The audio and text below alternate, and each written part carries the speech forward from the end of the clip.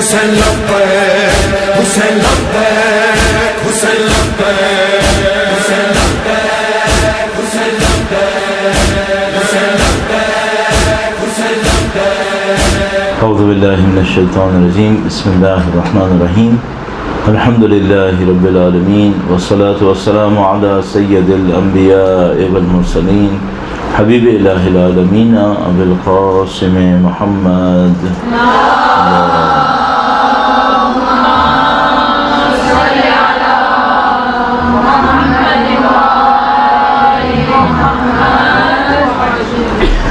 وعلى آله الطيبين الطاهرين سيما بقية الله في الأراضين قال الله تعالى في كتابه الكريم بسم الله الرحمن الرحيم ونريد أن نمن على الذين استضعفوا في الأرض ونجعلهم أئمة ونجعلهم الوارثين. ایک بار پھر وقت کے امام کے حضور ان کی جد امجد کی تسلیت پیش کرنے کے لیے درود بھیجیں محمد و آل محمد.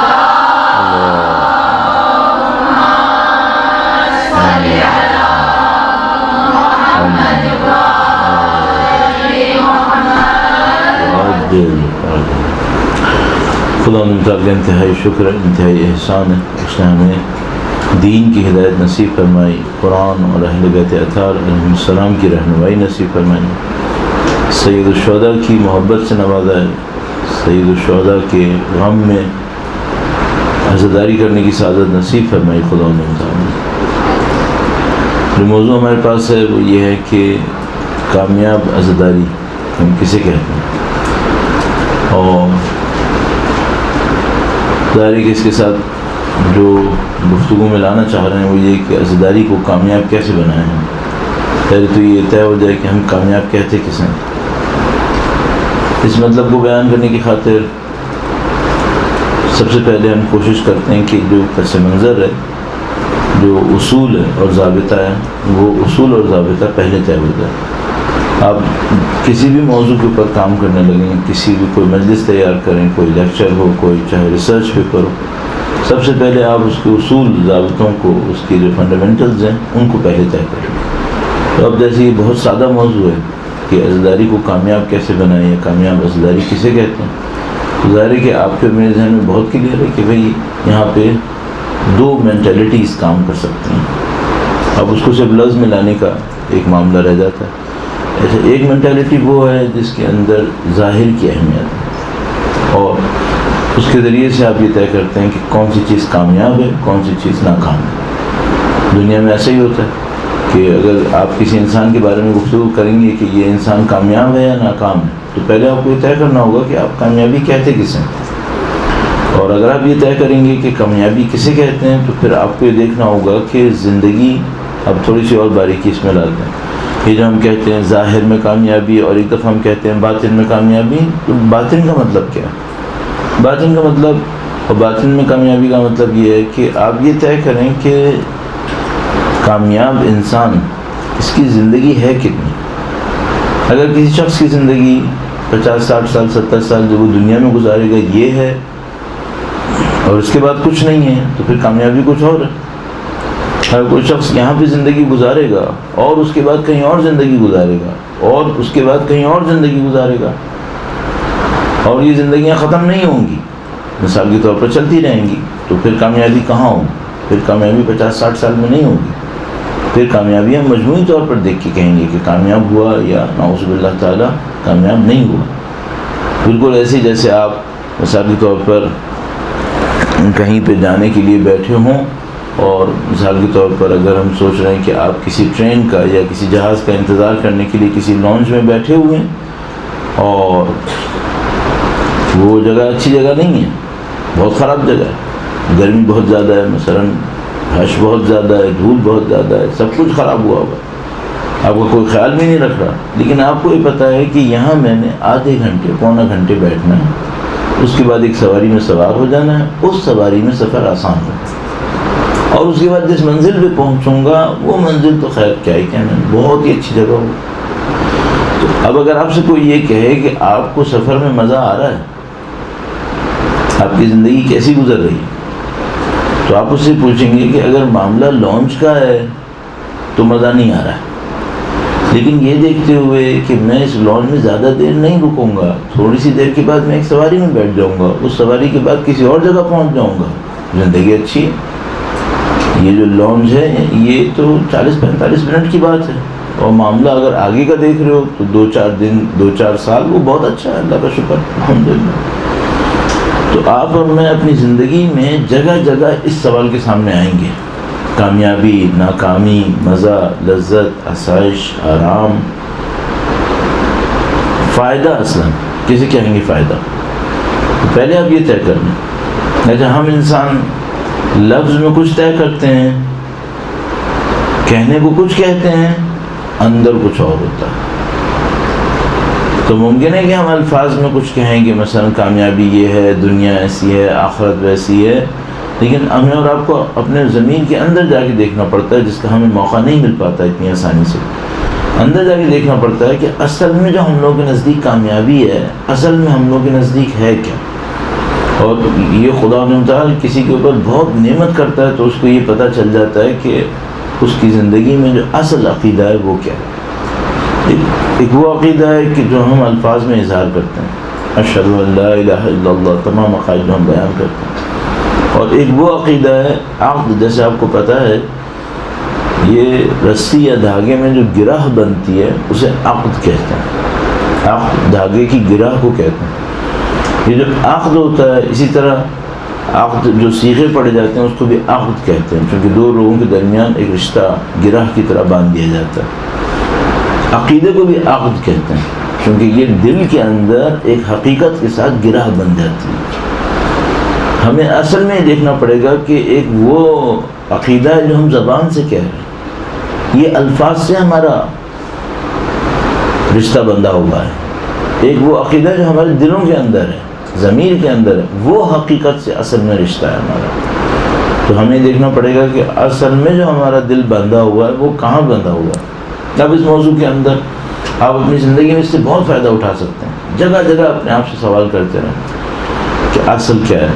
تو اگر کامیابی ہمارے اور آپ کے نزدیک اس اصلی زندگی کے اندر ہے جس کو دین مبین اسلام ارشاد فرما رہا ہے، دین مبین اسلام کے نزدیک دنیا کی زندگی اصل میں زندگی نہیں ہے۔ ان دار الآخرۃ لہی الحیوان، حیوان جو ہم لوگ اردو میں لفظ استعمال کرتے ہیں، اس کا مطلب مثلا انگلش میں اینیملز کہیں گے، اگر اس کو عربی میں دیکھیں تو یہ حیوان بن سکتا ہے۔ حیوان کا مطلب ہوتا ہے زندگی، حیات سے حیوان۔ ان دار الآخرۃ لہی الحیوان، یہ جو دار آخرت ہے، یہ عجیب بات ہے کہ حیات الدنیا خدا تعالیٰ نے فرمایا ہے، لیکن حیات الآخرہ نہیں کہا کہیں پر بھی، ہمیشہ دار الآخرہ ارشاد فرمایا ہے۔ گویا خدا نے تعالیٰ ارشاد فرمایا ہے کہ جو دنیا کے اندر ہے یہ مختصر سی ایک زندگی ہے، جیسے کوئی روڈ پہ چل رہا ہے، جیسے کوئی لانچ میں بیٹھا ہوا ہے، جیسے کوئی اپنی دکان میں بزنس کے اندر ہے، لیکن گھر آخرت ہے، گھر آخرت ہے۔ تو پہلے آپ نے یہ طے کر لیا، اگر آپ نے طے کر لیا کہ بھئی اصل لمبی زندگی ہے، دنیا بہت تھوڑی سی ہے، جب اس تھوڑی سی زندگی میں جو میری اور آپ کی فعالیت کا ٹائم ہے وہ کتنا ہے؟ زندگی کی ابتدا میں ہم لوگ بے بس ہیں، ضعیف و ناتوان، اور اس بے بسی کے عالم میں ہم کچھ کر ہی نہیں سکتے، نہ ہم پہ واجب ہے، نہ خدا نے ہم سے مطلوب مانگا، تو ہم نہیں کر سکتے۔ مثلا 8-10 سال 12 سال اسی زندگی کے اسی طرح گزر جاتے ہیں، جس میں انسان تقریباً دوسروں کے رحم و کرم پہ ہوتا ہے۔ خدا نہ کرے نعوذ باللہ اگر کسی کے جسم میں زیادہ طاقت نہ ہو تو وہ زندگی کے آخری حصے میں جا کر پھر اسی کمزوری کے اوپر پہنچ جاتا ہے۔ وَمَن نُعَمِّرْهُ نُنَكِّسْهُ فِي الْخَلْقِ، جس کو ہم زندگی دیتے ہیں اس کو خلقت میں پلٹا دیتے ہیں، اچھا وہاں چلا جائے گا۔ چلیے جناب مثلا 60 سال کی زندگی، 10 سال ادھر سے نکال دو، 5-6 سال ادھر سے نکال دو، اس کے بعد یہ جو 10 سال شروع کی زندگی گزرے، ابھی کیریئر بنتے بنتے ٹائم لگے گا۔ اصل زندگی کتنی ہے؟ میرے خیال میں بہت اگر کوئی انسان محنت کرے گا، مشقت کرے گا، اصل زندگی 30-35 سال ہے، 40 سال، اس سے زیادہ نہیں ہے، باقی دوسروں کی رحم و کرم کرے۔ اچھا، اس 30-35-40 سال میں آپ نے کتنی مجلسیں پڑھ لینی ہیں؟ ہر روز تو ایک نہیں پڑھ رہے مثلا، تو کچھ آپ نے پڑھنا ہے، کچھ نہیں پڑھنا ہے۔ تو اگر آپ دیکھیں اصلی نظر ڈالیں تو آپ کو نظر آئے گا کہ آپ کے پاس فعالیت کا ٹائم زیادہ نہیں ہے، آپ ضائع نہیں کر سکتے۔ جب خدا متعال کے نظام کے اندر جنت جو ملتی ہے یا مثلا کوئی کمال خدا متعال نصیب فرماتا ہے، وہ ہماری تعداد کے اوپر نہیں ہو سکتا، کیونکہ ہم نے تعداد میں جو زندگی گزاری ہوتی ہے وہ 30-40 سال 50 سال ہوتی ہے جس میں اللہ کی بندگی کی ہوتی ہے، جبکہ خدا متعال جنتیں ہمیں ابدی زندگی کی دے دیتا ہے، خالدین فیہا۔ اس کا مطلب یہ ہے کہ یہ 50 سال گن کے نہیں دے رہا ہے، بلکہ یہ ہماری کوالٹی کو دیکھ کے دے رہا ہے، ورنہ تو ہمیں 40-50 سال کے بدلے میں 400-500 سال زیادہ نہیں ملنا چاہیے۔ پنجاب بالحسنۃ فلہ عشر امثالہا، ایک کے بدلے 10 مل جانا چاہیے، لیکن خدا متعال یہ جو خالدین فیہا ارشاد فرما رہا ہے، اس کا مطلب یہ ہے کہ یہ گن کے نہیں ہے، یہ فضل و کرم پر ہے۔ اب آپ کو اور مجھے دیکھنا پڑے گا، مجلسیں کم پڑھیں یا زیادہ پڑھیں، اس سے کوئی فرق نہیں پڑے گا۔ فرق کس سے پڑے گا؟ وہ یہ کہ آپ نے کوالٹی کیا دی ہے۔ اچھا، کوالٹی میں ایک تو خطابت کا معاملہ ہے، کانٹینٹس کا معاملہ ہے، جو ہمارا سروکار اس وقت نہیں ہے، کم ہے۔ ہمیں یہ دیکھنا ہے کہ بھئی اگر مجموعی طور پر اگر ایک مجلس کسی نے کامیاب مجلس پڑھنی ہے تو اس کے بنیادی اجزاء کون سے، نشانیاں کیا بنیں گی؟ تو بنیاد یہ بن گئی کہ ہم دنیا والے نہیں ہیں کہ جو دنیا کو دیکھتے ہیں، ہم وہ ہیں جو تھوڑا سا بڑھ کر دیکھتے ہیں، بڑھ کے دیکھنے میں آخرت دیکھتے ہیں، اپنی زندگی ابدی زندگی دیکھتے ہیں۔ اب ہم کیا دیکھیں؟ تو مجھے احساس یہ ہوتا ہے جیسے مجلس کے اندر 4، اچھا لفظ نہیں ہے لیکن کہنا بتانے کے لیے شاید زیادہ آسان ہے، ہمارے پاس مجلس میں 4 پارٹیز ہیں، 4 طرف موجود ہیں۔ وہ 4 طرف کون سے ہیں؟ ایک طرف ہیں سامعین، ایک طرف ہیں بولنے والے، ایک وہ ہیں جو آرگنائزر ہیں، اور چوتھی طرف کون؟ آپ کو ذہن کچھ کہہ، چوتھی طرف کون؟ چوتھی طرف خود اہل بیت ہیں جن کے نام پہ سب کچھ ہو رہا ہے۔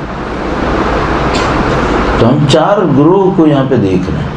اب ہمیں اگر کامیابی دیکھنی ہے، چاروں کی نظر سے دیکھیں، کامیابی کسے کہتے ہیں؟ اچھا، اہل دنیا کی کامیابی کیا ہے؟ ان 4 میں اہل دنیا میں اہل بیت کا حصہ نہیں ہے۔ اہل دنیا میں جو کامیابی کا معیار ہے اس میں 4 نہیں ہے، اس میں 3 ہے، سامعین، مخاطب جو ذاکرین، اور آرگنائزر جن کو غلطی سے ہمارے یہاں معاشرے میں کہتے ہیں بانیان مجالس، جبکہ وہ بانی نہیں ہوتے، لیکن بہرحال اردو میں لفظ استعمال ہو رہا ہوتا ہے۔ تو اہل دنیا 3 کو دیکھتے ہیں۔ اچھا، ان 3 میں کیا دیکھتے ہیں؟ بدقسمتی سے اہل دنیا یہ کرتے ہیں، اہل دنیا یہ دیکھتے ہیں، نمبر 1 جو آرگنائزر ہے وہ یہ دیکھتا ہے کہ لوگ زیادہ آئے، نعوذ باللہ واہ واہ زیادہ ہو گئی ہو، شہرت اس کی زیادہ ہو گئی ہو۔ بعض لوگوں کے مد نظر پیسہ ہوتا ہے کہ اس کے ذریعے سے کوئی پیسہ مل جائے، بعض لوگوں کے مد نظر معاشرتی اثر و رسوخ ہوتا ہے۔ یہ جو بہت بڑی بڑی مجالس کرواتے ہیں ان کے نظر میں ہوتا ہے ہم مجلس کروائیں گے، علاقے پہ ہمارا اثر بیٹھے گا، نعوذ باللہ تعالیٰ۔ اہل دنیا کی بات ہو رہی ہے۔ جو بولنے والے ہیں اگر یہ اہل دنیا ہوئے نعوذ باللہ تعالیٰ، تو ان کی نظر کیا ہوتا ہے؟ ان کی نظر میں پیسہ ہوگا، نعوذ باللہ، ان کی نظر میں شہرت ہوگا کہ شہرت ہوگی ہماری، ان کی نظر میں پرسنل سیٹسفیکشن بھی ہو سکتی ہے، خود اپنے آپ کو ایک سکون دینا کہ چلو ہم نے کچھ کیا زندگی کے اندر۔ جو سننے والے ہیں ان کی نظر میں کیا ہوتا ہے؟ اگر خدا نہ کرے نعوذ باللہ اہل دنیا ہوئے تو یہ آرگنائزر کی طرف سب سے پہلے یہ دیکھتے ہیں کہاں رش زیادہ ہے، اسے کامیاب کہتے ہیں۔ تو اگر رش ہے تو وہاں جائیں گے، جہاں رش کم ہے وہاں نہیں جائیں گے، ان کی نظر میں ایک بات یہ ہوتی ہے۔ دوسری بات یہ ہوتی ہے ہم گئے صد نعوذ باللہ تعالیٰ، مزہ آیا یا نہیں آیا، مزے کے پیچھے۔ اب وہ مزہ جو ہوتا ہے وہ کبھی ذائقے کا مزہ ہوتا ہے کھانے میں، تو کبھی دیکھ رہے ہوتے ہیں تبرک میں کیا ملے گا وہاں، اور کبھی ذائقے کا مزہ اس بات پہ ہوتا ہے کہ جو بولنے والا تھا اس نے خطابت کے جوہر کیسے دکھایا، اس کا مزہ لیتے ہیں۔ کہ مثال کے طور پر اس کی زبان بہت زبردست تھی، اس نے شعر کتنے اچھے پڑھے، اس نے لوگوں کو جوش کتنا دلایا، آخر میں کتنا رلایا. یہ اہل دنیا ہے، یہ ان کی کامیابی. اچھا ہم اور آپ ظاہر ہے کہ الحمدللہ آپ اس مکتب کے پڑھے ہوئے لوگ ہیں، آپ طالبات ہیں یہاں پر، آپ کو ہم نے اچھی طرح سے پتہ ہے کہ یہ نسخہ جہنم کا نسخہ ہے، یہ جنت کا نسخہ نہیں ہے. اگر اس پہ عمل کریں گے تو ہم جنتوں میں نہیں پہنچ پائیں گے، اس طرف نعوذ باللہ تعالیٰ ہم لوگ گمراہ ہو جائیں گے. کیونکہ ہر ایک کے پیچھے ایک پوری چین چلے گی، اور وہ جو چین ہوگی وہ دین پہ باقی نہیں چھوڑے گی. ہم اپنی مثال کے طور پر کہ ہم بھائی جو بولنے والے ہیں، اگر وہ بولنے والے شہرت کے پیچھے گئے، اگر وہ بولنے والے پیسے کے پیچھے گئے، تو وہ پیسے کے پیچھے گئے تو بانیوں کو دیکھیں گے، اور بانی پھر اس کو رش کو دیکھیں گے. اور اگر شہرت کے پیچھے گئے تب بھی یہ بولنے والے لوگوں کو دیکھیں گے، یعنی وہی رش کو دیکھیں گے. تو اس کا مطلب ہے یہ لوگوں کی ہدایت نہیں کریں گے، لوگ ان کو لے کے چلیں گے. یہ لوگوں کی ہدایت کریں گے تو پھر لوگوں کو پھر کبھی یہ بھی کہنا پڑے گا کہ تم غلط کر رہے ہو، وہ تو ظاہر نہیں کہنا چاہتا. تو ہمیشہ لوگ ان کو لے کے چلتے رہیں گے، یہ دین نہیں دیں گے. جبکہ دین دینے کے لیے خدا تعالیٰ مثال کے طور پر فرماتا ہے عمل بالمعروف بھی ہے، اس کے اندر نہی عن منکر بھی ہے. لوگوں کی نارضایتی لینی پڑتی ہے، لوگوں کو بعض اوقات کسی سخت بات پہ، کسی بات پہ سختی سے بھی کہنا ہوتا ہے. لیکن ظاہر ہے کہ یہ لوگ یہ کام نہیں کریں گے، پھر دین باقی نہیں رہے گا. اچھا یہ جو ہم کہہ رہے ہیں دوسروں کو، خدا نہ کرے نعوذ باللہ تعالیٰ، یہ تو ہم نے بالکل 100% رکھ کے کہہ دیا نا کہ ہم لوگ یہ نہیں کرتے، تھوڑا سا ملاوٹ کر لیتے ہیں. 30% لوگوں کو خوش کرنے کے لیے، باقی خدا کو خوش کرنے کے لیے. اور خدا تعالیٰ کے نظام میں ایسا ہے کہ اگر آپ نے خدا کے ساتھ کسی کو بھی شریک رکھا کام کے اندر، اس کام میں برکت نہیں ہوتی. کیوں؟ خدا تعالیٰ شریک قبول نہیں کرتا، خدا تعالیٰ خلوص قبول فرماتا ہے. تو ظاہر ہے کہ یہ جو دنیاوی معیار ہیں، یہ دنیاوی معیار تو انسان کو کہیں کہیں چھوڑیں گے. اور آپ کی اور ہمیں مجلس، اگر ہم نے خدا نہ کرے نعوذ باللہ تعالیٰ ان چیزوں کو اپنے ذہن میں لانا شروع کر دیا تو معاملہ ختم ہو گیا. اچھا اس سے بچنے کے لیے کیا کریں کہ یہ غلط معیار ہمارے ذہن میں نہ آئیں؟ ایک دو باتیں آپ کی خدمت میں عرض کروں گا، اور کامیابی کا معیار پھر عرض کرنے کی کوشش کرتے ہیں. درود بھیجے گا محمد وآل محمد صلی محمد. سادہ سے ایک کام جو سمجھ میں آتا ہے وہ یہ ہے کہ آپ جب بھی مجلس پڑھنے لگیں، آپ نے ظاہر کچھ خطبہ دینا ہوگا، اور کچھ لوگ خطبہ بہت لمبا چوڑا دیتے ہیں، کچھ لوگ مختصر دیتے ہیں. جب بھی آپ خطبہ دینے لگیں تو اپنے آپ سے ایک سوال پوچھیے گا کہ یہ میرا مجلس پڑھنا امام حسین کی شہادت کے ہدف کے کتنا نزدیک ہے. میں نے بھی جب مجلس پڑھنا شروع کی تو مجلس کے شروع میں خطبے کے بعد آیت پڑھتے ہیں. ظاہر ہے یہ آیت معمولاً جو ہمارے معاشرے میں رواج ہے وہ یہ کہ جس موضوع پہ آپ نے گفتگو کرنی ہو اس سے ریلیونٹ آپ ایک آیت پڑھ لیں، اور بعد میں اس کے بعد آپ مثلاً یہیں سے شروع کریں گے جو آیت کریمہ تلاوت کی گئی اس کا مطلب یہ تھا، ترجمہ تشریح. ہم نے شروع میں ایسے ہی کیا. پھر کہیں میں ایک جگہ مجلس پڑھ رہا تھا تو ایک آدمی میرے پاس آیا اور اس نے کہا کہ سید الشہداء نے جو آیت کریمہ پڑھی وہ کیا تھی کوفہ کے بازار میں. دو روایتیں ہم کہہ سکتے ہیں کہ مثلا آیا سید الشہداء نے پوری سورہ کہف پڑھی تھی یا کہ نہیں صرف یہی آیت کریمہ پڑھی تھی. لیکن بہرحال ایک اشارہ یہ ہے کہ سورہ کہف شاید پوری پڑھی ہو یا کم سے کم ایک حد تک پڑھی، چونکہ اس میں کم سے کم ایک روایت میں لکھا ہوا ہے کہ جب سید الشہداء کا سر اقدس یہ سورہ کہف کی تلاوت کرتا ہوا اس آیت کریمہ پر تک پہنچا، ام حسبت ان اصحاب الکہف والرقیم کانوا من آیاتنا عجبا، تو کسی شخص نے یہ کہا، جہاں خود سید الشہداء نے فرمایا کہ یہ کہ سید الشہداء کا سر اقدس تلاوت کر رہا ہے یہ اس سے بڑھ کر اللہ کی نشانی ہے. کیونکہ آیت کریمہ میں تھا کہ اصحاب کہف اور اصحاب رقیم اللہ کی تعجب انگیز نشانیوں میں سے. تو دیکھنے والے نے کہا کہ یہ کہ سید الشہداء کا سر اقدس تلاوت آیت کریمہ کر رہا ہے یہ اس سے بڑھ کر نشانی ہے، کم سے کم یہ آیت تو پڑھی. تو پھر ہم نے اپنی زندگی میں سوچا کہ جو بھی ہم مجلس پڑھ رہے ہیں وہ سید الشہداء کے سر اقدس نے یہ جو معجزہ دکھایا تھا اس کا اثر ہے. اس معجزے سے ٹرننگ پوائنٹ کریٹ ہوا تھا، یہاں سے معاملہ بدلنا شروع ہو گیا تھا. اس سے پہلے لوگ متردد تھے. میں اس کے اوپر بہت تفصیلی بیانات کر چکا ہوں کہ دشمنوں نے ایسا یہ کیا کیوں تھا کہ سروں کو نیزوں پر لائے, بیویوں کو اسیر بنایا, بازاروں کے اندر لائے. دشمن اور جنگ کی ترکیب میں یہ جو کام تھا یہ مناسب کام نہیں تھا. اس سے عبید اللہ ابن زیاد عمر سعد کو لوگوں کے اپوزیشن کا سامنا کرنا پڑا تھا. ان کو یہ نہیں کرنا چاہیے تھا, اصولی طور پر سیاسی طور پہ نہیں کرنا چاہیے تھا, لیکن انہوں نے پھر بھی کیا. اور میں یہ نہیں کہہ سکتا کہ یہ لوگ بیوقوف لوگ تھے, انہوں نے جان بوجھ کے کیا تھا, ہوشیاری سے کیا, مکاری سے کیا.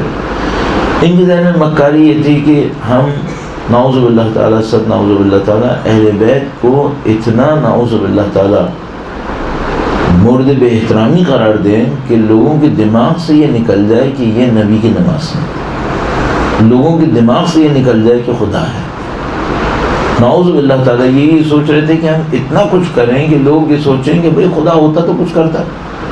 انہوں نے یہ سوچا اور اس کی خاطر انہوں نے یہ سارے حرکتیں انجام دی جو انسانیت سے بہت نیچے تھیں. سید الشہداء کے سر اقدس نے جب وہ آیات کریمہ کی تلاوت کی تو یہ سارا منصوبہ ختم ہو گیا. لوگوں کے سامنے دو باتیں ثابت ہوئیں سر اقدس کی زیارت پڑھنے تلاوت کرنے سے. نمبر ایک خدا ہے, نمبر دو خدا حسین کے ساتھ ہے. یہاں سے معاملہ ٹرن ہونا شروع ہوا. اچانک اہل کوفہ جاگے, دنیا جاگ گئی کہ دیکھو ہم نے اتنا کچھ کیا امام حسین کے ساتھ, لیکن ان کے مقام منزلت میں کوئی کمی نہیں ہے.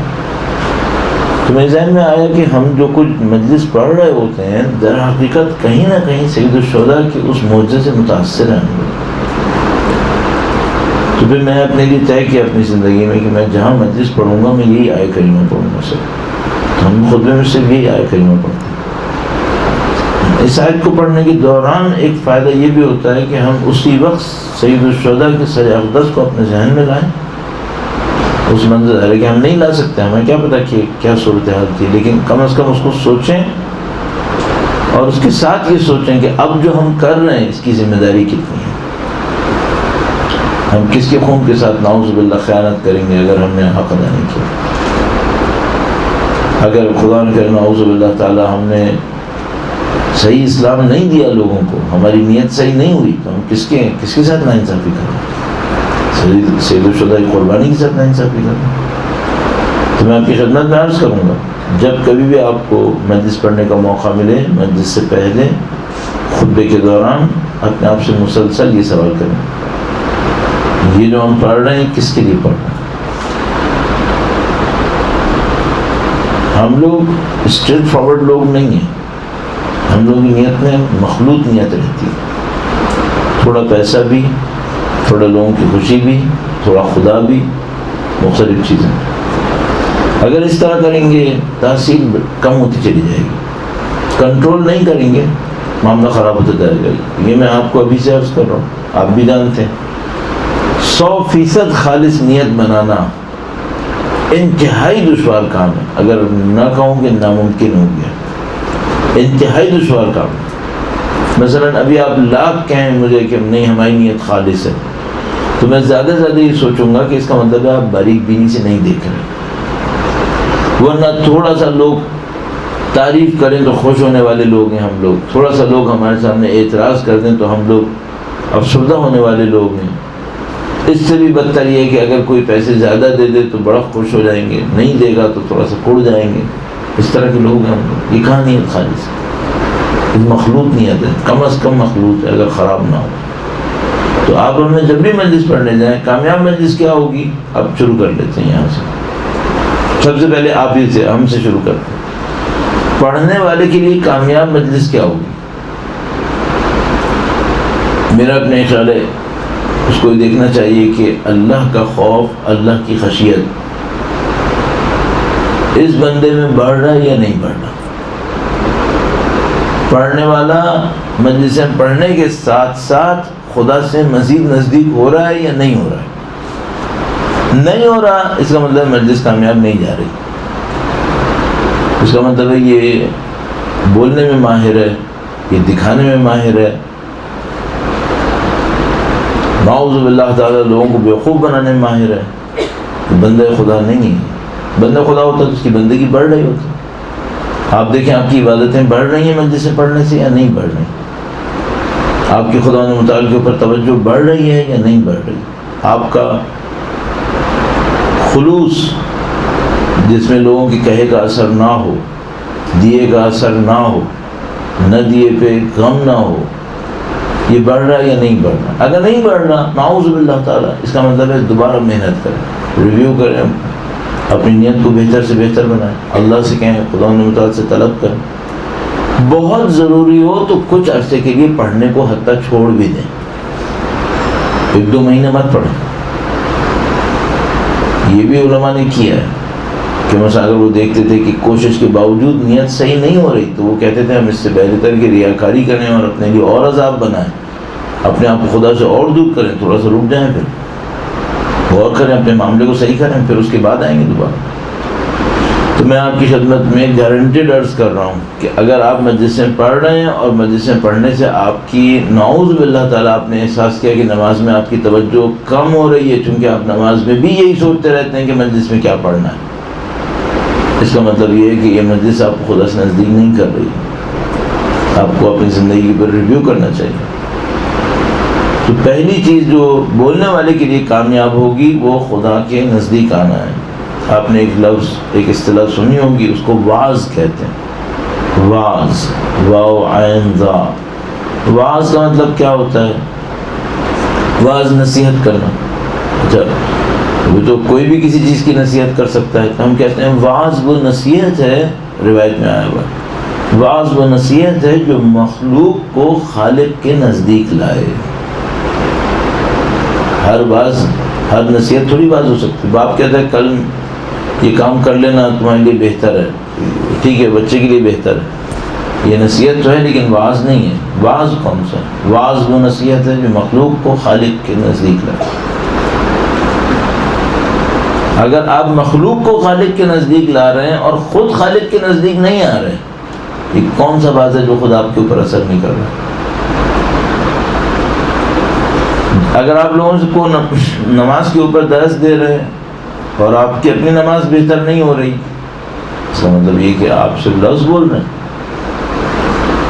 تو کاش میں اور آپ اس اسٹینڈرڈ پہ عمل کر لیں کہ ہماری اور آپ کی کامیاب مجلس وہ مجلس ہے جو ہمیں خدا کے نزدیک لے کر آئے، اور ظاہر ہے پھر خدا کا مطلب پھر خدا اور اس کا نظام ہے جو ایک ساتھ ہمارے ساتھ آ رہا ہوتا ہے۔ مثلا میں آپ کی خدمت میں 1-2 پوائنٹرز عرض کرنے کی کوشش کرتا ہوں، یہ معیار نہیں ہے لیکن پوائنٹر کے طور پہ اچھا ہے نشاندہی کرنے کے لیے۔ مثلا آپ دیکھیے کہ ماہ محرم اور ماہ سفر میں جو آپ مجالس پڑھ رہے ہیں، آپ کی نماز میں توجہ کم تو نہیں ہو رہی؟ نماز میں توجہ کے لیے معیار کیا رکھیں؟ تو مثال کے طور پر چھوٹا سا ایک معیار عرض کرتا ہوں، جب آپ تشہد پڑھیں اور جب آپ سلام پڑھیں اور اس میں نبی کا نام آئے تو دیکھیے آپ نے نبی کو سوچا یا نہیں سوچا۔ اگر میں باقی آپ سے کہوں نا سمع اللہ لمن حمیدہ، آپ نے صحیح کہا یا نہیں کہا، بحول اللہ وقوت ہی، شاید اس کے اندر چونکہ کنسنٹریٹ کرنے کے لیے کوئی پوائنٹ نہیں ہے، شاید مشکل ہو جائے، لیکن جب آپ کہتے ہیں اشہد ان، نبی کا نام لیتے ہیں کہ وہ اللہ کے رسول ہیں، اس میں تو کنسنٹریٹ کرنے کے لیے آپ کے پاس ایک پوائنٹ بھی موجود ہے۔ وہ پوائنٹ کیا ہے؟ مثلا روضہ نبی، روضہ نبی کو سوچیں۔ جب آپ کہتے ہیں السلام علیکم ایھا النبی، تو اب روضہ نبی سوچنا چاہیے۔ آج سے اپنی نمازوں کو دیکھیے گا، یہ تشہد اور سلام کے وقت آپ کے ذہن میں نبی کی ذات آئی یا نہیں آئی؟ اور میں آپ کی خدمت میں عرض کر رہا ہوں، اگر آپ کی نماز میں کوتاہی رہی، آپ کے لیے نبی کا نام لانا مشکل ہو جائے گا، نبی کے نام پر سوچنا مشکل ہو جائے گا۔ اور اسٹینڈرڈ آپ بنائیں، اگر ذرا محنت کر لیں تو آپ نے اگر ظہر کی نماز پڑھی اور یہ ذہن میں نہیں آیا تو آپ اپنے لیے چیلنج بنائیے گا کہ اب مجھے عصر کی کم سے کم اتنی اچھی پڑھنی ہے کہ ذہن میں آئے۔ تو ہر 4 رکعت میں 2 جگہ یہ پوائنٹ آئے گا آپ کے پاس، دوسری رکعت میں، چوتھی رکعت میں، دوسری رکعت میں تشہد ہے، چوتھی رکعت میں تشہد ہے، چوتھی رکعت میں سلام ہے۔ سلام بالکل بلنٹ ایکسپریشن ہے، السلام علیکم، آپ کو پتہ ہے السلام علیکم کا مطلب آپ پر سلام۔ تشہد میں بھی گواہی آپ پر کہہ کے نہیں ہے، اشہد ان محمد رسول اللہ، درود دیجیے گا محمد علیہ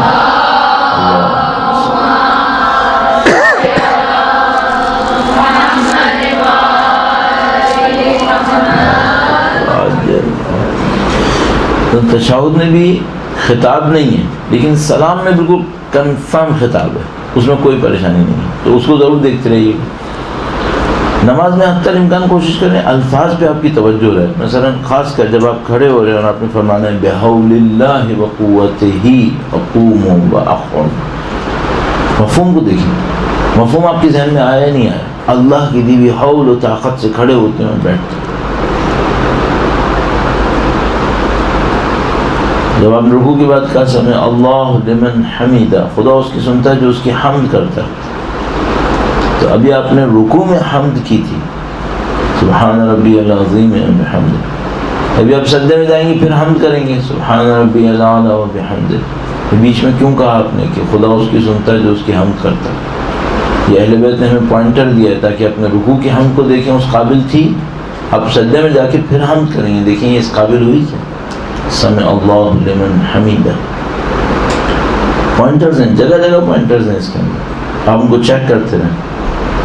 آپ کی مجلسیں اس کو صحیح کریں. خدا نہ کرنا نعوذ باللہ اگر یہ صحیح نہیں ہو رہا، باقی سب الفاظ ہیں. خدا سے قرب بڑھنا چاہیے، خدا سے توسل بڑھنا چاہیے، آپ کی عبادتیں بڑھنی چاہیے انشاءاللہ. جیسے جیسے آپ اپنی مجلس کے اندر خلوص بڑھاتے چلے جائیں گے، آپ کی اور ہماری عبادتیں بہتر سے بہتر ہوتی چلی جائیں گی. اور جیسے جیسے عبادتیں بہتر ہوتی جائیں گی، آپ ایک عجیب بات نوٹ کریں گے، وہ یہ کہ آپ کی مجلس لوگوں کے دلوں پہ اثر کرے گی. اب ہم آتے ہیں لوگوں کی کامیابی کیا. یہ تو آپ کی کامیابی ہو گئی. آپ کی کامیابی کیا ہو گئی؟ آپ کا خدا نے متعلق سے قرب بڑھے. صحیح. اچھا یہ بھی عرض کرتا ہوں، جیسے آپ کا قرب بڑھنا چاہیے فوراً کچھ چیزیں اور آنا شروع ہو جائیں گی. خدا سے قرب کس چیز میں ہوتا ہے؟ چلیے یہ بھی اچھا ہوا یاد آ گیا. نیت کرتے وقت نماز کے اندر کسی بھی عبادت کے اندر اس کو ذرا سوچیے گا، آپ کو بہت اس میں فائدہ بھی ہوگا، لطف بھی آئے گا. خدا سے قرب کس چیز میں ہوتا ہے؟ خدا سے قرب ہوتا ہے اس کے اوصاف میں. خدا علیم ہے، بندہ صاحب علم ہو جائے، واقعی صاحب علم، تو یہ خدا سے قریب ہو گیا. خدا غفور ہے، خدا کریم ہے، خدا رحیم ہے. یہ صفتیں انسان میں آنے لگیں تو یہ بندہ خدا سے قریب ہو گیا. اور کون سا قریب ہوتا ہے؟ صحیح. اچھا اب آپ نے کیا نیت کی تھی؟ مثلا 2 رکعت نماز فجر کی قربتاً الی اللہ. ہر نیت پر خدا کے سامنے اس کو سوچنا، خدا میں قرب چاہتا ہوں. یہ نماز پڑھی، یہ عزداری کی، یہ دعائیں کی، یہ عبادات کی، سب کے پیچھے کیا چاہیے؟ قرب چاہیے. قرب کا مطلب کیا ہوا؟ اوصاف میں خدا کے نزدیک جانا. آپ مجلس سے پڑھ رہے ہیں قربتاً الی اللہ ہے انشاءاللہ، نماز پڑھ رہے ہیں قربتاً الی اللہ ہے، تمام چیزیں قربتاً الی اللہ ہیں. وہ قرب ملا یا نہیں ملا؟ آپ دیکھیں مثلا آپ علم بڑھا یا نہیں بڑھا؟ آپ کے اندر لوگوں کو بخشنے کی سعادت صلاحیت آئی یا نہیں آئی؟ صبر بڑھا یا نہیں بڑھا؟ یہ سب چیزیں ہیں، یہ سب چیزیں بڑھ رہا ہے. خشیت خدا، خوف خدا، قرب خدا، اور اس سب کو کیسے بڑھے گا؟ ان اوصاف میں نزدیک ہونے سے. آپ کی مجلس کامیاب انشاءاللہ الحمدللہ. لیکن اگر وہ قرب نہیں بڑھ رہا، نعوذ باللہ تعالی لالچ بڑھ رہی ہے پیسے کی، اس کا مطلب معاملہ خراب ہو رہا ہے. اس کا مطلب ہے کہ جو ہونا چاہیے تھا وہ نہیں ہو رہا. میں نے بہت زیادہ اصرار کر لیا. اب آتے ہیں لوگوں کی کامیابی. میں نے آپ کی خدمت میں عرض کیا کہ دنیاوی اعتبار سے لوگوں کی کامیابی کیا ہوتی ہے. زبان کیسی تھی، چاشنی کیسی تھی، مزہ کتنا آیا، ہم سب جانتے ہیں، سب بیکار بات ہے. لوگوں میں کامیاب مجلس کی نشانی کیا ہونی چاہیے؟ جو آپ کے اندر کامیاب مجلس کی نشانی تھی وہ لوگوں میں آنی چاہیے. مثلا کیا آنی چاہیے؟ جس معاشرے میں آپ مجلسیں پڑھ رہے ہیں اس میں لوگ خدا سے نزدیک آ رہے ہیں یا نہیں آ رہے؟ واعظ کیا تھا؟ وہ نصیحت جو لوگوں کو خدا کے نزدیک لائے. آپ کی مجلس پڑھنے سے لوگ خدا کے نزدیک آئے. حتیٰ میں کہہ رہا ہوں وہ عبادتیں آپ نے بڑھوا دیں، یہ بھی کافی نہیں ہے. انشاءاللہ وہ عبادتیں بھی خدا سے نزدیک لے آئیں گی، لیکن اصل معاملہ یہ نہیں ہے کہ لوگوں کی عبادتیں بڑھیں یا نہیں بڑھیں. اصل معاملہ یہ وہ خدا کے نزدیک آئے یا نہیں. خدا کے نزدیک آنے کا مطلب کیا تھا؟ اوصاف کے اندر، ان کے اندر خدائی صفتیں ظاہر ہونا شروع ہوئیں. صبر بڑھا، کرامت بڑھی، شرافت بڑھی ہے، علم بڑھ رہا. کیا بڑھ رہا ہے ان کے اندر؟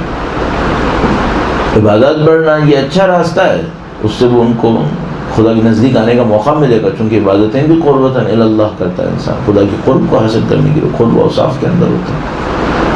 تو مسلسل اس کو چیک کرتے رہیے، آپ جہاں پہ جا کے مجلس پڑھ رہے ہیں اس مجلس کے پڑھنے سے لوگوں پہ کیا اثر پڑ رہا ہے۔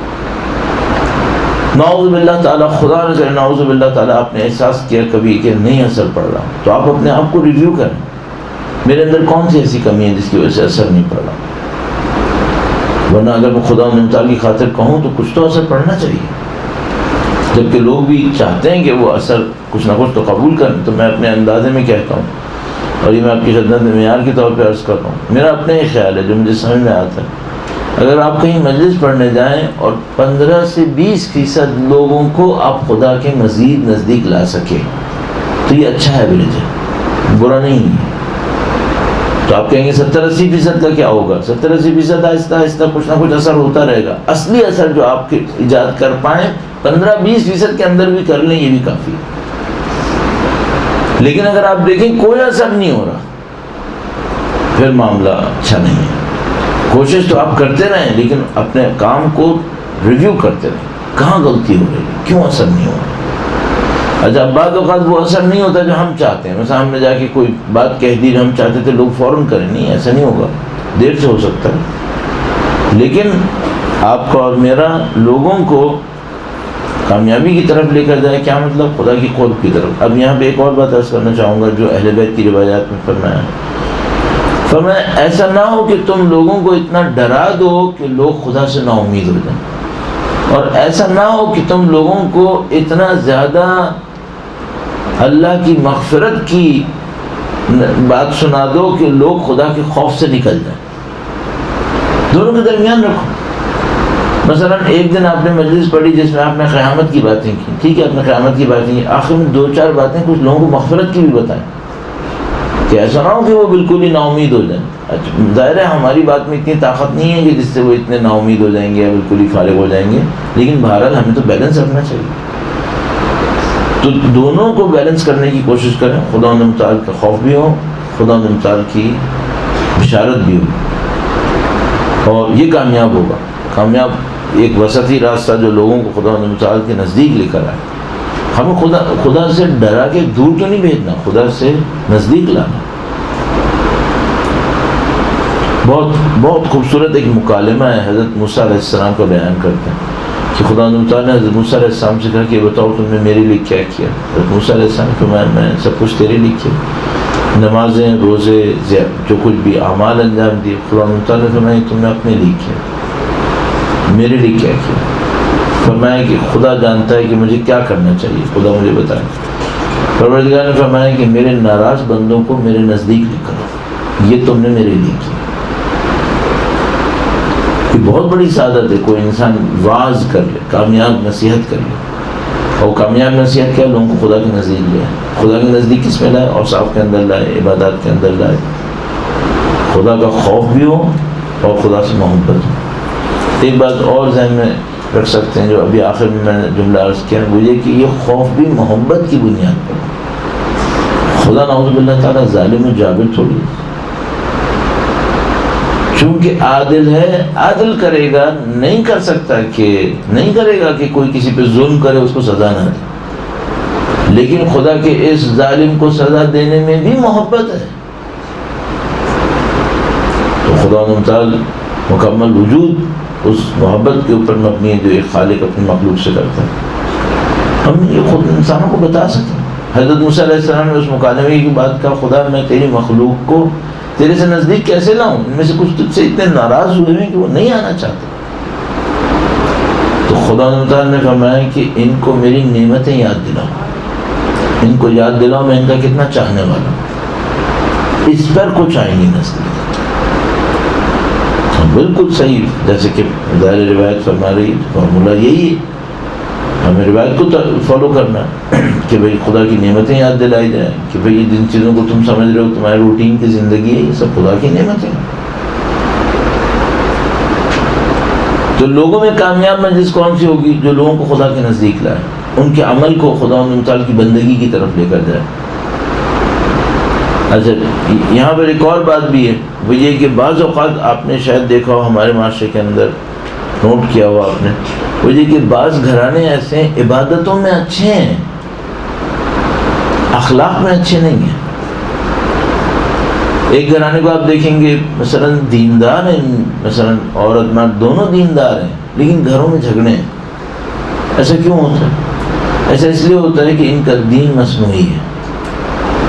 اگر دین حقیقی ہوتا کبھی بھی دین خدا سکون کے بغیر نہیں ہوتا۔ الا بذکر اللہ تطمئن القلوب۔ ہو ہی نہیں سکتا کہ کوئی دین پہ عمل کرے اور اس کے دل میں سکون نہ ہو۔ خدا نے اتار کا دین سکون دلاتا، خدا نے اتار کا دین پرسکون انسان بناتا ہے، پرسکون خاندان بناتا ہے، پرسکون ماحول بناتا ہے۔ اس پر خدا نے اتار کی برکتیں نازل ہوتی ہیں۔ وَلَوْ أَنَّ أَهْلَ الْقُرَىٰ آمَنُوا وَاتَّقَوْا لَفَتَحْنَا عَلَيْهِمْ بَرَكَاتٍ مِّنَ السَّمَاءِ وَالْأَرْضِ۔ اگر اہل قریہ ایمان لاتے، تقوی اختیار کرتے تو ہم زمین و آسمان کی برکتیں ان کے اوپر نازل کرتے۔ ایک جملہ میں نے شاید پچھلی دفعہ آیا تھا، آپ کی خدمت میں عرض کیا تھا کہ بعض گھر نہیں ہیں، مقبرے ہیں، ان میں احیاء نہیں رہتے، اموات رہتے۔ یہ کون سے گھر ہیں جہاں اللہ کی مخالفت ہوتی ہے؟ خدا تعالیٰ نے زندگی کی علامت یہ کہی ہے کہ کوئی خدا اور نبی کے کہے پہ عمل کرے۔ استجیبوا للہ والرسول اذا دعاکم لما یحییکم۔ اے لوگوں، جب اللہ اور اس کے رسول تمہیں پکاریں تو ان کی ندا پر لبیک کہو، جواب دو تاکہ تمہیں زندہ کر دیں۔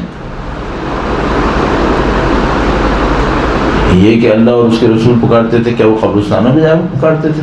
نہیں، گھروں پہ کھڑے ہو کے پکارتے تھے۔ تو خدا تعالیٰ فرماتا ہے کہ اگر تم نے ندا پہ لبیک نہیں کہا تو تم جن گھروں میں رہ رہے ہو، یہ یہاں پہ اموات رہ رہے ہیں، یہاں پہ احیاء نہیں رہ رہے، زندہ لوگ نہیں رہ رہے۔ تو ہم اس کو کہتے ہیں یہ خاندانی مقبرے ہیں، گھر نہیں ہیں، یہ خاندانی مقبرے ہیں۔ جیسے آپ نے دیکھا ہوگا عراق، ایران وغیرہ کے اندر ایک خاندان اپنے لیے ایک مقبرے کا، قبرستان کا حصہ رکھ لیتا ہے جہاں سارے ایک خاندان کے لوگ وہیں دفن ہوتے رہتے ہیں۔ تو ہم جو زندوں کے بھی مقبرے بن گئے، جن گھروں کے اندر اللہ کی بندگی نہیں ہو رہی وہ خاندانی مقبرے بن جاتے ہیں۔ ان میں کوئی چیز زندگی والی نہیں ہوتی۔ زندگی ہوتی ہے تو کیا ہوتی ہے؟ زندگی بندگی کے ساتھ آتی ہے، نہ کہ زندگی نافرمانی کے ساتھ آتی ہے۔ تو جن گھروں کے اندر زندگی ہوگی وہاں پہ اللہ کی بندگی ہوگی، یا جہاں بندگی ہوگی وہیں پہ زندگی آئے گی۔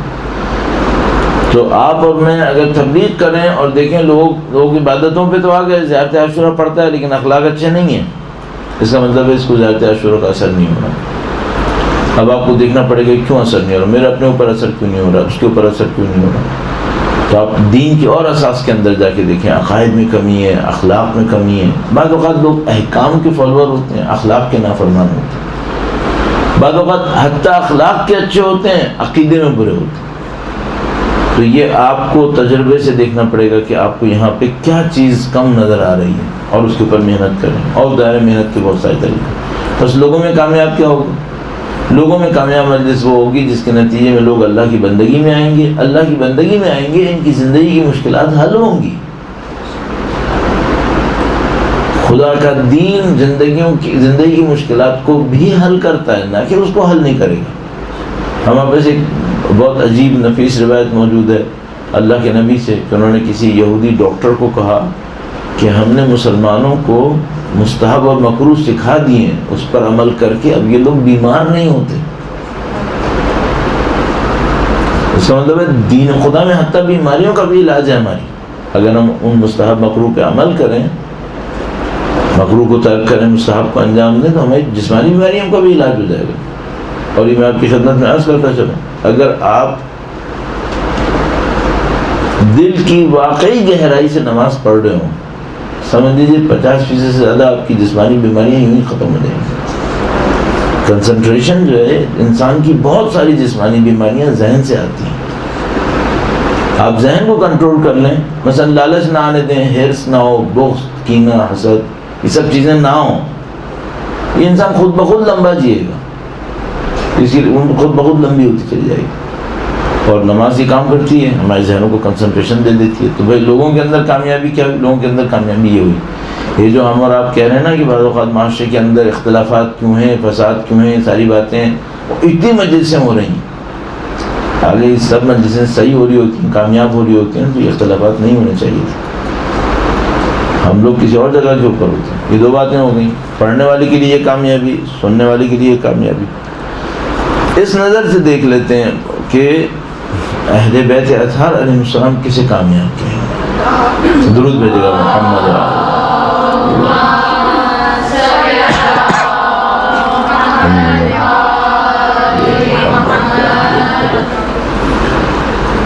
مثلا فرض فرمائیے آپ واقع کربلا میں کھڑے ہوں، انشاءاللہ خدا نصیب فرمائے انشاءاللہ،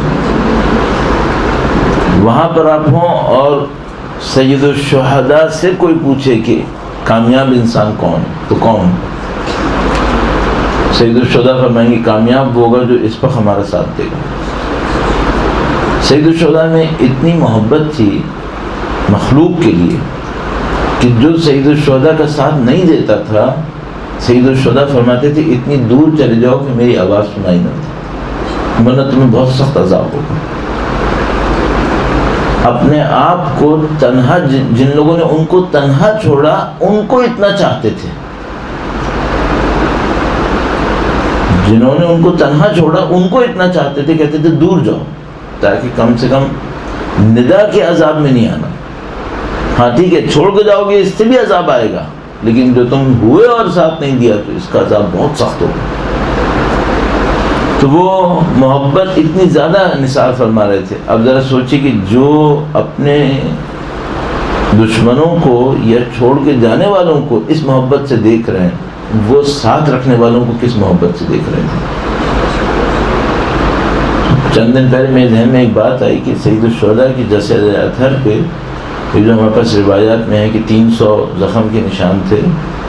میں سوچتا ہوں کہ یہ تو وہ تھے جو سید الشہداء کے جسم پہ لگے. سید الشہداء کے وجود اقدس نے ان تمام زخموں کی اذیت کو برداشت کیا ہے جو ان کے اصحاب کو بھی لگے. وہ جو زخم ان لوگوں کو لگ رہے تھے اس کا درد بھی امام حسین سہ رہے تھے. اور ہر شہید ہونے والے، ہر جہاد کرنے والے نے جو سختی اٹھائی اس سب کی تکلیفیں امام حسین سہ رہے تھے. یہ بالکل ایسے ہی ہے جیسے مثلا فرض کریں آپ یہاں کھڑے ہوں اور آپ کی اولاد کوئی دشمن کے سامنے جنگ کر رہی ہے اور دشمن آپ کی اولاد کے اوپر ایک ضرب لگائے تو وہ ضرب آپ کو احساس ہوتی ہے یا نہیں ہوتی؟ آپ کو لگتا ہے جیسے آپ کو لگ گئی. سید الشہداء ہزاروں زخم کھا چکے تھے. یہ تمام لوگوں کی تکالیف ان کے وجود مقدس کے اوپر آ رہے تھے. وہ اتنے چاہنے والے تھے. اگر اس وقت ان سے کوئی پوچھتا بھائی کامیاب انسان کون ہے، فرماتے کامیاب انسان وہ ہے جو ہمارا ساتھ دے گا. کیوں؟ اس کے نتیجے میں خدا سے وہ کامیابی دلوائیں گے جو کوئی سوچ بھی نہیں سکتا تھا. اچھا آج آپ مجلس پڑھنے کھڑے ہوئے ہیں، آپ یہ بتائیے آپ کی کس مجلس سے سید الشہداء کہیں گے یہ کامیاب مجلس؟ تو ہم کہیں گے جس شہادت، جس ہدف کی خاطر سید الشہداء نے شہادت دی وہ ہدف اگر مجلس سے پورا ہو گیا تو امام کہیں گے یہ کامیاب مجلس ہے. اور آخری آ جائیے بانیان کی طرف. یہ جو مجلس کو آرگنائزیشن کرتے ہیں اس کو غلطی سے بانی کہتے ہیں. بانی کہتے ہیں فاؤنڈر کو اصل میں، لیکن پتہ نہیں کیوں ہمارے یہاں آرگنائزرز کو بانیان کہتے ہیں. شاید اس وجہ سے کہ انہوں نے مجلس شروع کروائی ہوتی ہے. شاید یہ اصطلاح مجھے اتنی زیادہ اچھی نہیں لگتی، اس لیے میں معمولاً کہتا ہوں مجلس منعقد کروانے والے. ان لوگوں میں کامیابی کیا ہوگی؟ میں نے عرض کیا غلط کامیابی ان کے نزدیک یہ ہوتی ہے کہ یہ لوگوں کو دیکھ رہے ہو. صحیح کامیابی کیا ہونی چاہیے؟ آپ نے یقیناً سنا ہوگا، مجھے واقعات پہ اتنا وقت نہیں دینا چاہیے، لیکن آیت اللہ محمدی اشتہاردی نے، آیت اللہ محمدی اشتہاردی جو سوگ نامہ آل محمد کے مصنف ہیں، سوگ نامہ آل محمد کے مصنف ہیں، ہم نے کچھ مہینے یا شاید سال سے اوپر آیت اللہ محمدی اشتہاردی سے درس لیا تھا. بہت متقی آدمی تھا، بہت پرہیزگار، بہت سادہ انسان تھا. آیت اللہ اشتہاردی بہت پرانے آدمی اس اعتبار سے کہ آیت اللہ العظمہ بروجردی کے آفس میں یہ بیٹھا کرتے تھے. آیت اللہ العظمہ بروجردی کا دور کب کا دور ہے؟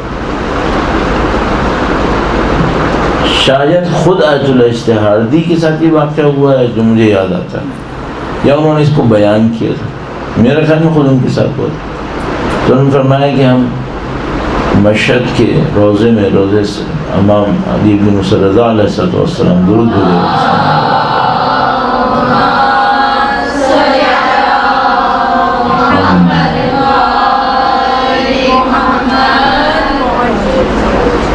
تو میں وہاں روزے سے باہر آ رہے تھے تو کوئی ایک بوڑھی سی خاتون نظر آئی جنہوں نے دیکھا ماما لگایا ہوا اس آدمی نے. تو پانچ آئیں اور پوچھا مجلس پڑھتے ہو؟ انہوں نے کہا مجلس پڑھتا ہوں. کہا میرے گاؤں میں ایک مجلس پڑھ دوں. انہوں نے کہا ٹھیک ہے. تو انہوں نے گاؤں کا ایڈریس بتایا، پہنچنے کا راستہ بتایا جو بہت کہنے بہت سخت تھا. بس سے جائیں گے تھوڑی دیر، پھر تھوڑا بیل گاڑی کے اوپر جانا ہوگا، پرانے زمانے کی بات ہے، پھر کچھ پیدل چلنا ہوگا، پھر گاؤں آئے گا. تو انہوں نے دن بتایا، تاریخ، گاؤں کا ایڈریس بتایا، کہاں آ جاؤ اتنے بجے آنا مجلس ہوگی. انہوں نے کہا ٹھیک ہے. تو گئے وہاں پر. تو کہنے کہ میں بہت مشقت سے پہنچا گاؤں تک. تو کہنے کہ معمولاً ایسے جگہوں پہ جہاں مجلس ہوتی ہے تو پورے گاؤں میں ایک مجلس ہونی ہوتی ہے، سب کو پتہ ہوتا ہے. تو وہاں جیسے آپ گاؤں پہ پہنچے تو پتہ چل جاتا ہے کہ آج مجلس ہے. کہنے کہ ہم وہاں پہنچے دیکھا کچھ بھی نہیں ہے، کچھ پتہ ہی نہیں، خیر خبر ہی نہیں کچھ. بیٹا مت کرو، کہیں درس سنو، درس سنو. سر میں ہم لوگ ہاں ٹھیک ہے کوئی مسئلہ، عمر کم عمر تو اللہم صلی علی محمد.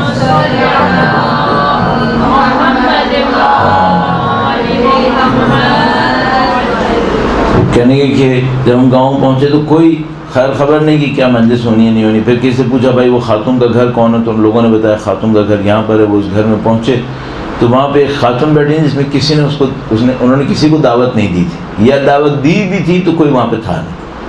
انہوں نے کرسی رکھی ہوئی تھی، کہا اس پہ بیٹھ جاؤ. بیٹھ گئے، کہا مجلس شروع کرو. تو کوئی ہے ہی نہیں یہاں. تو کوئی بات نہیں، میں تو سناؤ.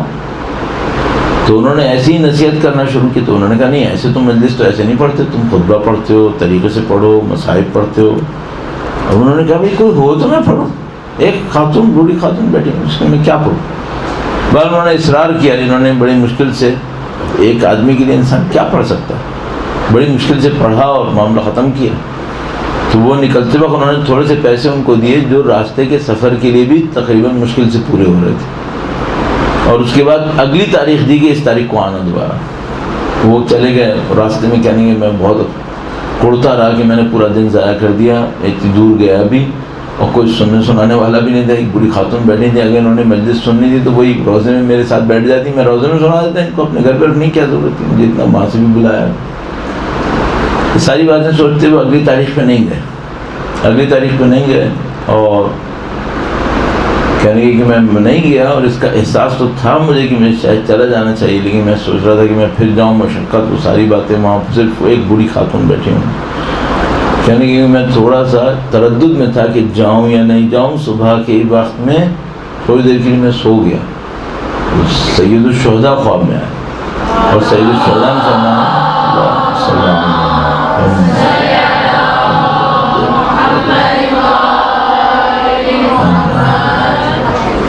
سید الشہداء نے فرمایا کہ اب تم اتنے بڑے ہو گئے ہو کہ تم طے کرتے ہو کہ کون سی مجلس پڑھو گے، تم ہمارے نام کی مجلس میں کیوں نہیں جا رہے.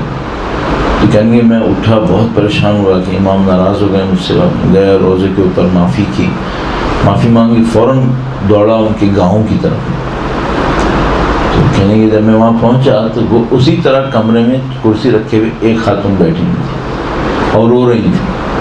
اور جب مجھے دیکھا تو مجھ سے کہا کہ جب تک تمہیں ڈانٹ نہیں پڑی تم آئے نہیں نا، تم ڈانٹ سن کے آئے. یہ کامیاب مجلس ہے جس میں بانی کو سید الشہداء کی نظر لطف مل جائے. یہ کامیاب مجلس ہے.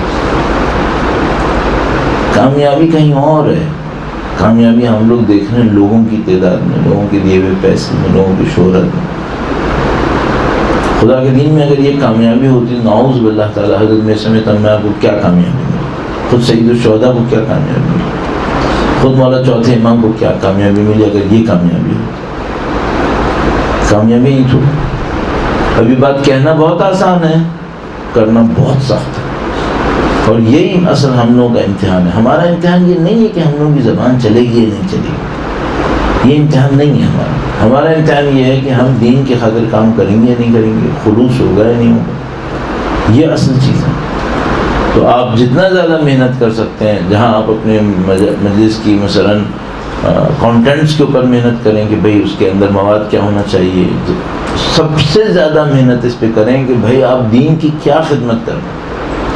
اچھا، اب اتنا میں نے کہہ دیا، اب میں آتا ہوں کانٹینٹس کی طرف، تو بس ایک دو جملوں میں عرض کر دوں، جو بھی بات کہہ رہے ہیں یہ ذہن میں رکھیے گا، خدا ایک ایک جملہ پکڑے گا۔ مثلا آپ مصائب پڑھ رہے ہیں، مصائب پڑھنے میں، فضائل پڑھنے میں، روایات کے اندر، آیات کریمہ کے اندر، ہم لوگ معصوم نہیں ہیں، غلطیاں کریں گے، یہ بات طے شدہ ہے۔ جان بوجھ کے تو غلطی نہ کریں۔ ٹھیک ہے، مثلا میں کوئی آیت کریمہ پڑھوں گا، زیر زبر کی غلطی کر دوں گا، کوئی لفظ کی غلطی کر دوں گا، بعد میں لوگوں سے کہہ دوں گا کہ بھئی میں نے غلط کیا، اگر میری غلطی ہوئی مان لوں گا۔ جان بوجھ کے تو غلط نہ کریں۔ اگر ایک آیت کریمہ میں شک ہے کہ کون سی صحیح تھی تو مت بولیں، ترجمہ بول دیں، یا مثلا ساتھ بول دیں کہ بھئی میں نے آیت پڑھی، شاید غلط ہو، بول دیں۔ سب سے امپورٹنٹ جو مجھے سمجھ میں آیا ابھی تک، میں اپنا چھوٹا موٹا جو بھی تجربہ ہے میرا، اس سے مجھے سمجھ میں آیا، لوگوں سے عزت مت مانگو، بس۔ ان العزت للہ ولرسولہ وللمؤمنین۔ جس دن آپ کے اندر یہ ٹرسٹ ہے ہر چیز کا، جس دن آپ کے اندر لوگوں سے بے نیازی آ گئی، آپ کا کام آسان ہو گیا۔ نہ پیسے میں ان کے نیاز مند بنو، نہ احترام میں ان کے نیاز مند بنو، نہ مجلس ملے گی نہیں ملے گی اس میں ان کی نیاز مندی کرو، کوئی ضرورت نہیں۔ آپ مستقل رہیں، آپ خدا متعال کے لیے کام کریں، خدا آپ کے لیے 50 ممبر بنوا دے گا۔ پیسے کا کیا معاملہ ہے، خدا متعال پیسہ دلوا دے گا۔ عزت اور شہرت کا بھی کوئی معاملہ نہیں، خدا متعال دلوں کے اندر احترام دلوا دے گا۔ لوگوں سے نیاز مندی مت دکھائیں، لوگوں سے بے نیازی دکھائیں۔ البتہ نہیں کہہ رہے کہ لوگوں کے سامنے بد اخلاقی دکھائیں، لوگوں کے سامنے اخلاق کے ساتھ رہیے، مہذب رہیے، مؤدب رہیے، لیکن نیاز مندی مت دکھائیں۔ نیاز مندی خدا متعال کے لیے رکھیں۔ کوئی مشکل ہے، کوئی مصیبت آئی ہے، نعوذ باللہ تعالیٰ، کوئی آپ کی زندگی میں کوئی پرابلم آئی ہوئی ہے، خدا کے سامنے نیاز مندی دکھائیں۔ اپنی زندگی میں خدا متعال کے ساتھ تنہائی میں گفتگو کرنے کے لیے کوئی وقت ضرور رکھیں، چاہے 2 منٹ، چاہے 5 منٹ، تنہائی میں صرف خدا متعال سے، تو آپ کی اور ہماری زندگی اس سے بہتر سے بہتر ہوتی چلی جائے گی۔ اور آخری بات آپ کی خدمت میں عرض کروں گا، آپ مجلس پڑھتے ہو، کوئی اور بھی مجلس پڑھتا ہو، سب کو دعا دیتے رہیں، رقابت نہ کریں۔ رقابت کریں گے اس کا مطلب خلوص بالکل نہیں ہے۔ اگر آپ کے ذہن میں یہ رقابت آ رہی ہے نا، اس کے مجلس میں یہ ہوا اور یہ ہو جائے گا، وہ یہ اس کا مطلب ہے کہ کام بنیاد نہیں خراب ہوا ہوگا۔ دعا دینا سیکھیں۔ تو جب بھی آپ کہیں پہ احساس کریں کہ خدا نے نعوذ باللہ کسی اور کے معاملے میں آپ کے دل میں رقابت کا احساس آ رہا ہے، آپ اس کے لیے دعائیں دینا شروع کر دیں تاکہ رقابت کا احساس ختم ہو جائے۔ خلوص ہونا چاہیے خدا نے متعال کے لیے۔ تو اس طرح ہم اور آپ اپنی تربیت کر سکتے ہیں۔ اور بس ایک اور جملہ اگر میں اضافہ کروں، امام حسین سے طلب کریں کہ ہماری اور آپ کی زندگی ان کے کام میں آ جائے، ہماری آپ کی صلاحیتیں، ہماری اور آپ کی زندگی، ہماری اور آپ کی کوششیں ان کے کام میں آئیں، ورنہ یہ مجلسیں ہمارے لیے ہو جائیں گی، امام حسین کے لیے نہیں ہوں گی۔ اور ہمیں نہیں معلوم سید الشہداء کا اصلی کام کہاں پر ہے۔ شاید میں 2 مہینے 8 دن کے اندر فرض کریں 70-80 مجلسیں پڑھ لوں، 100 مجلسیں پڑھ لوں، شاید ایک وہ ہو جو امام حسین کی۔ کوشش کریں کہ زندگی امام حسین کی کام ہے، تو انشاءاللہ پروردگار عالم توفیقات نصیب فرمائے۔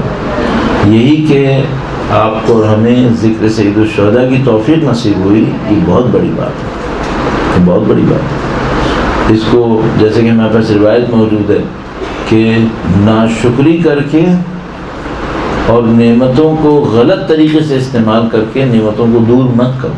نعمتیں 2 وجہ سے دور ہوتی ہیں، یا تو ناشکری ہوتی ہے یا نعمت کا صحیح استعمال نہیں ہوتا، اس سے نعمت چھن جاتی ہے، نعمت باقی نہیں رہتی۔ انشاءاللہ خدا تعالیٰ نصرت فرمائے گا۔ درود بھیجیں محمد و آل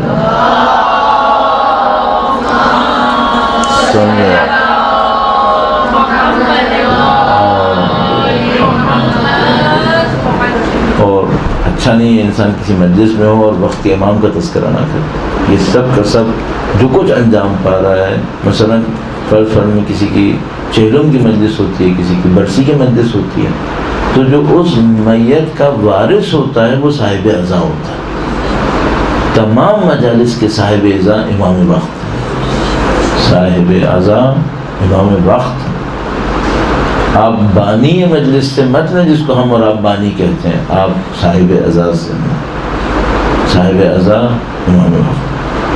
انشاءاللہ پروردگار عالم امام وقت کے ذریعے سے آپ کو اور ہم سب کو کامیابی نصیب فرمائے انشاءاللہ۔ مولانا صاحب ایک چھوٹا سا سوال کہ اگر ہم یہ کہیں دل میں جب وسوسہ آئے کہ نہیں میں خدا سے اس کی بدلے ہوئی حاجت کو دل میں اس کو پورا کرنا مانگتا کر سکتے ہیں، کر سکتے ہیں، یہ بھی کر سکتے ہیں۔ اس میں دو راستے ہیں، جیسے ابھی آپ نے کہا، ایک راستہ تو یہ ہوگا کہ بھئی میں کہوں کہ خدایا تو جو بہتر کرتا ہے کر دے، یہ زیادہ بہتر ہے۔ ایک دفعہ میرے دل میں کوئی حاجت ہے، مشکل ہے، میں کہتا ہوں خدایا میں گزر گیا اس سے، تو میری اس مشکل کو حل کر دے، یہ بھی کر سکتا ہوں۔ لیکن پہلا والا راستہ زیادہ بہتر ہے، کیوں؟ ممکن ہم چھوٹی چیز مانگیں، خدا بڑی چیز دے دے گا۔ اور بہت ساری چیزیں جو ہم لوگوں کے لیے تھوڑی دیر کے لیے اہم ہوتی ہیں، یہ بعد میں اہم نہیں رہتی۔ ہم لوگوں کی نظر چونکہ چھوٹی ہوتی ہے، اس لیے ہم کو اہم لگتی ہے، لیکن خدا تعالیٰ سے مانگنا بہت اچھا ہے۔ انشاءاللہ خدا نصیب فرمائے۔ درود بھیجیں محمد و آل محمد۔